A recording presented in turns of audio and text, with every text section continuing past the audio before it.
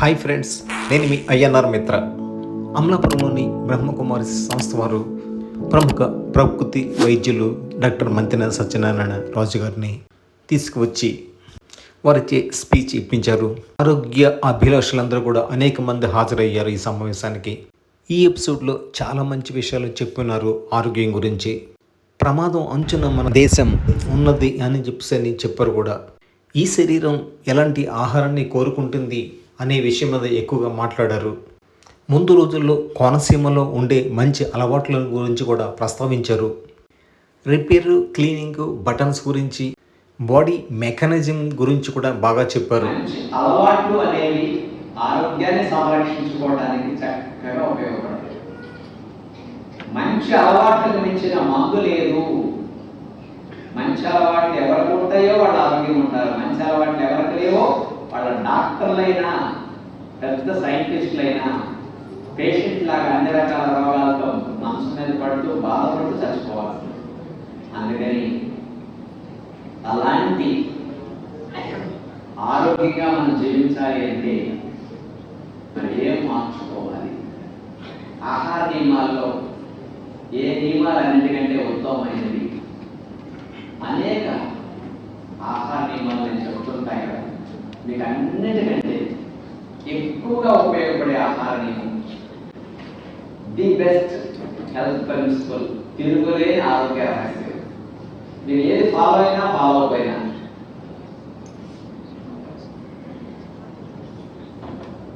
ఒక్కటన్నా నేను మారతాను అంటే అన్నిటికంటే మొట్టమొదటి ఆచరించాల్సిన అంటారు.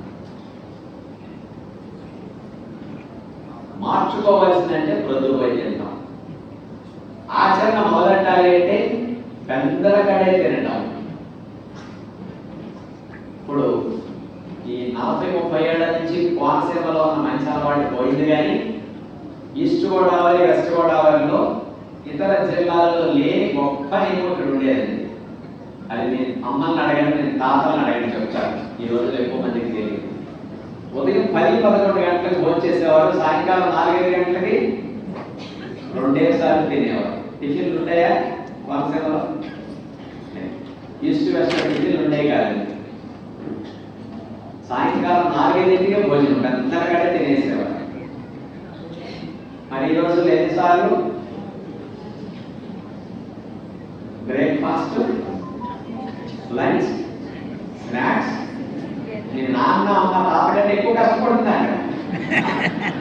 ఎక్కువసారి టిఫిన్స్ లో కూడా 30 ఏళ్ల క్రితం ఒక ఇడ్లీ ఉండేది, ఎప్పుడైనా చెప్పి ఉప్మా ఉండేది, ఏదైనా దోశ ఉండేది. ఈ మధ్య సింగిల్ కాదు, అన్ని జంటలే.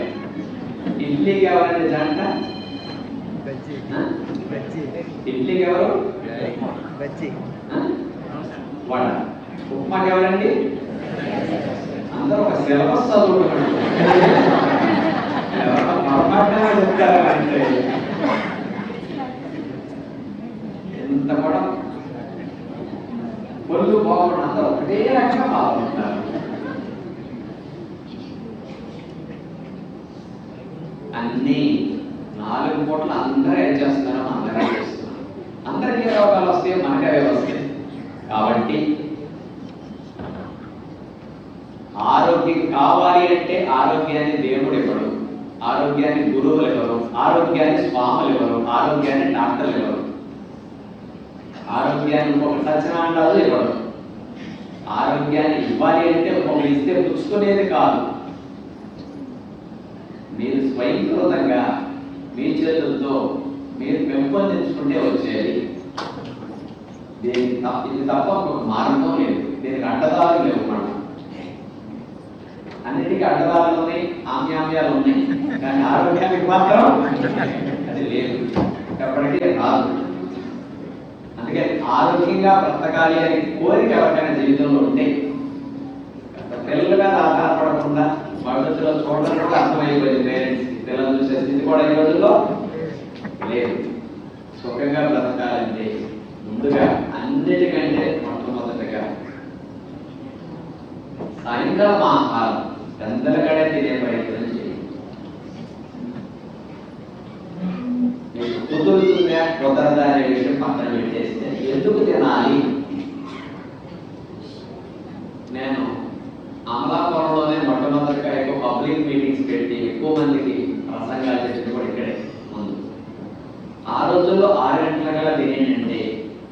ఇక్కడ కొంతమంది డాక్టర్స్ కూడా కొంతమంది ఫాలో అయ్యేవారు, కొంతమంది కామెంట్లు కూడా చేసేవారు.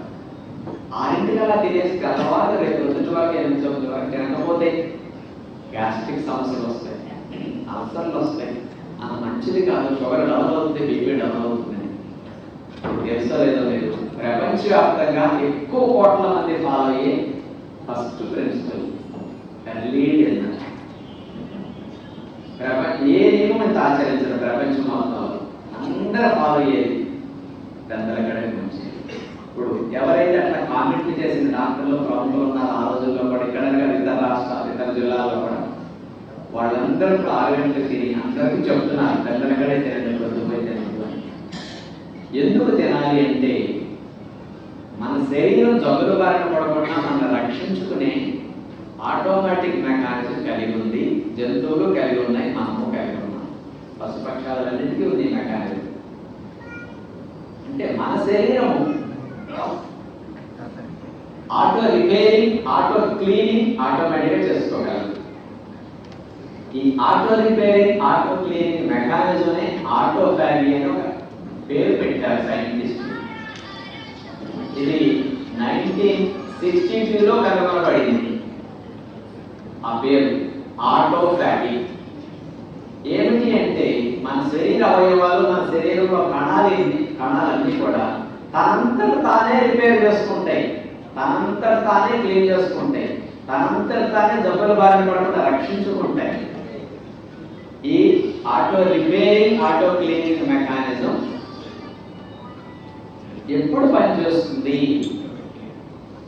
రాత్రి వేళల్లో పనిచేస్తుంది. పగటిపూట ఈ మెకానిజం కోరుకుంటుంది. ఎందుకంటే పగటిపూట ఎండ ఉన్నప్పుడల్లా మన శరీరంలో జీవక్రియలు వేరుగా ఉంటాయి. ఎండ ఉన్నప్పుడు ఆకలిని పుట్టించే హార్మోన్లు, అరిగించే హార్మోన్లు, శక్తిని ఉత్పత్తి చేసే సెరటోనిన్ లాంటి హార్మోన్లు ఇవన్నీ విడుదలవుతూ ఉంటాయి. కంటి మీద లైట్ పడకుండా చీకటి పడిన సమయంలో నిద్రపుచ్చే హార్మోన్, రిపేరో క్లీనింగ్ హార్మోన్ అన్ని రిలీజ్ అవుతాయి. సూర్యుడి గమనాన్ని బట్టి ఈ శరీరంలో హార్మోన్ల చర్య దాగి ఉంటుంది.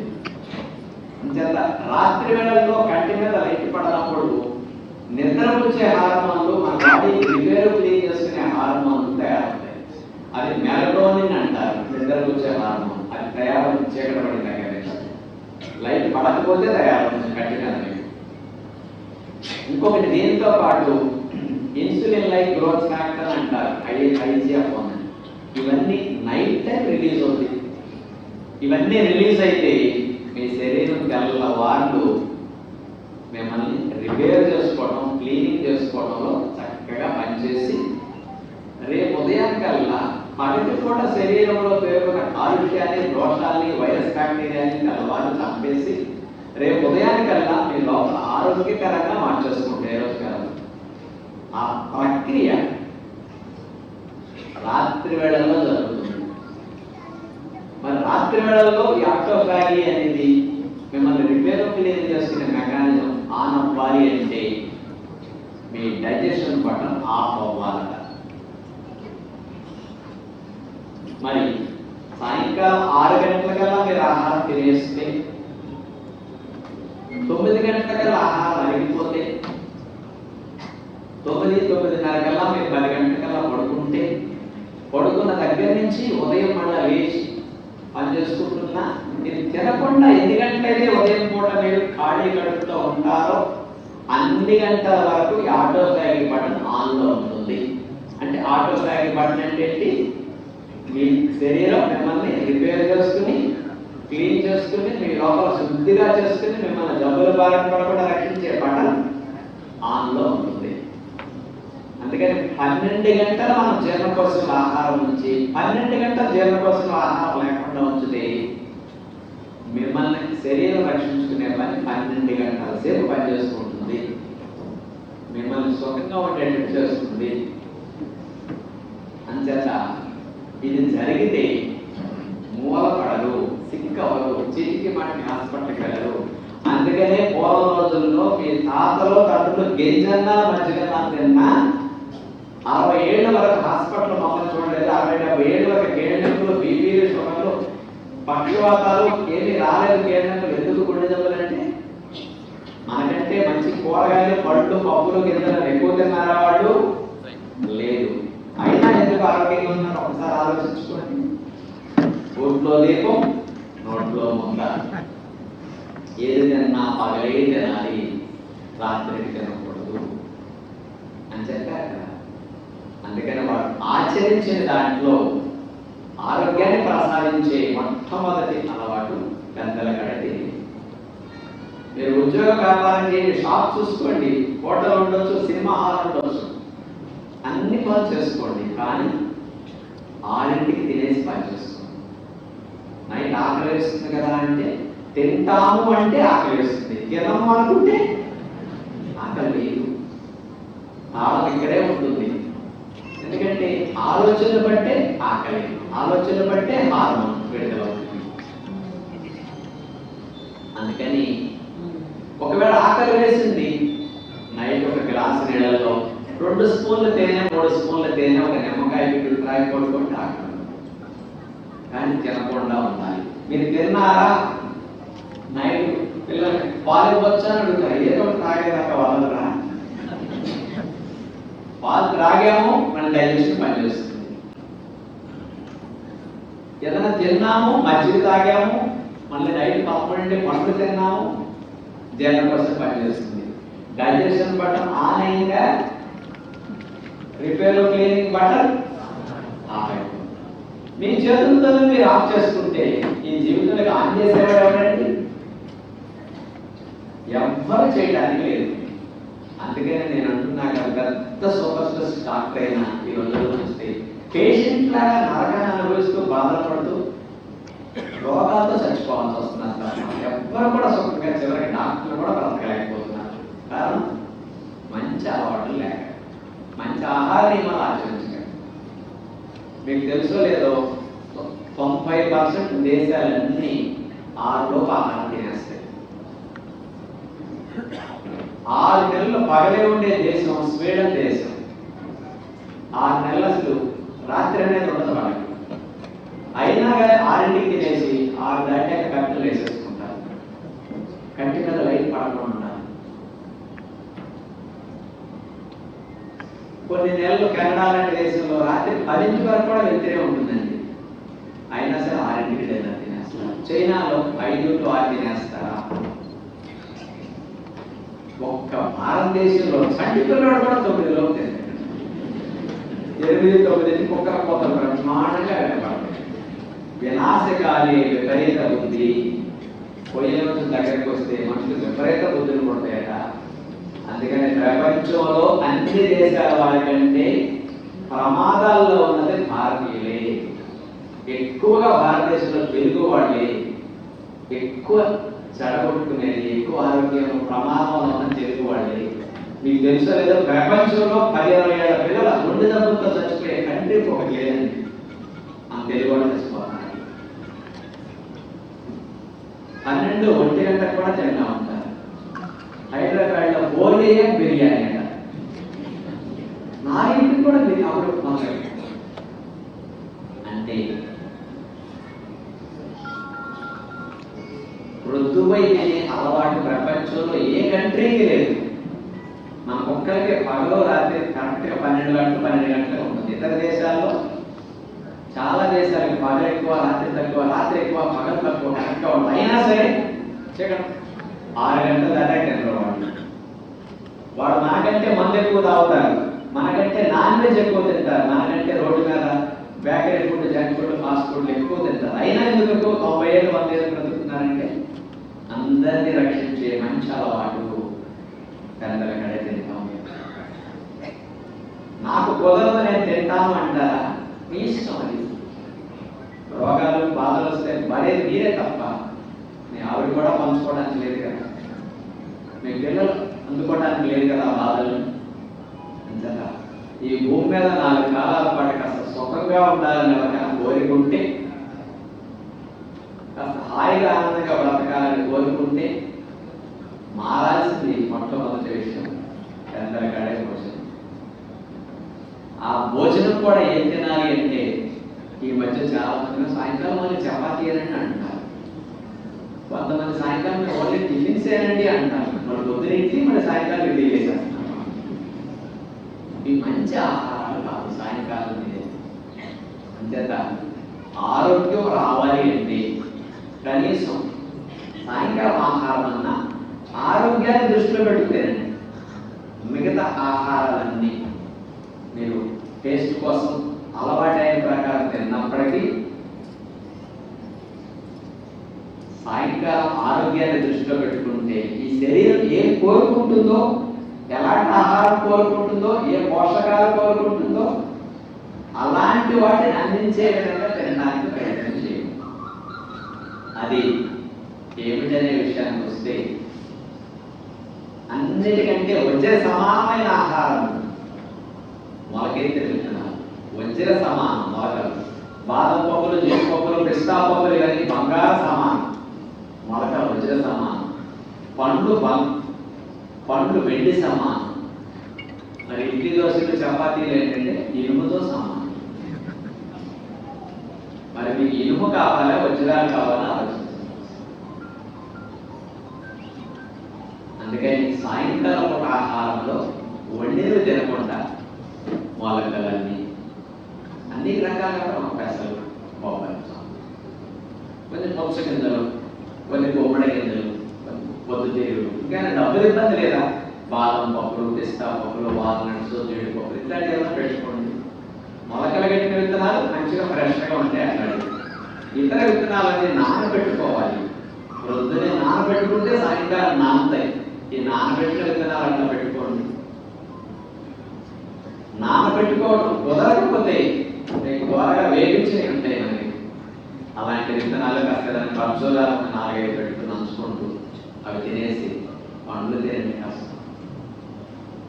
ఇలాంటిది షుగర్ ఉన్నా, బరువు తగ్గాలన్నా, బొజ్జు తగ్గాలన్నా, లివర్ కొవ్వు కవగాలన్నా, కాచి లివర్, అట్లాగే మీకు బీపీ తగ్గాలన్నా, కొలెస్ట్రాల్ తగ్గాలన్నా, ఈ మార్పులు ఇమ్యూనిటీ పెరగాలన్నా 20-25% ఇమ్యూనిటీ 1-2 months లో పెరిగిపోతుంది.